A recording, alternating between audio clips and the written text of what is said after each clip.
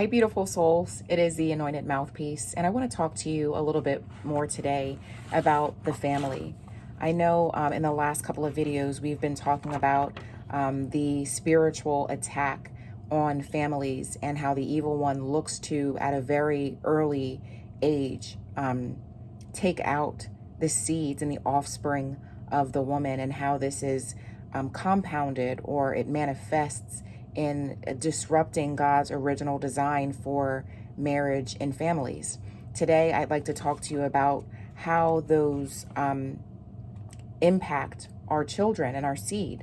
So I think that it's great to look at it through a spiritual lens and think spiritually. Well, there is this enmity, this hostility between the offspring of the woman and the offspring of the serpent. But practically speaking, how does that show up in our children? What does that look like?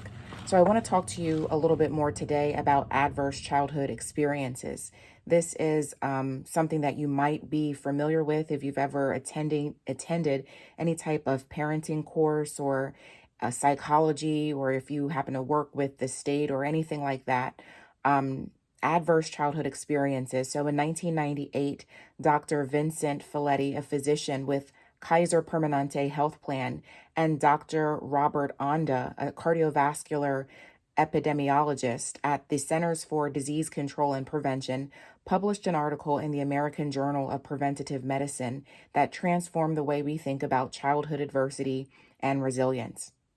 The relationship of childhood abuse and household dysfunction to many of the leading causes of death in adults. The Adverse Childhood Experiences Study was first a large-scale study showing that adverse childhood experiences, also commonly called ACEs, are common, highly interrelated, have cumulative impact, and account for a large portion of our health and societal problems.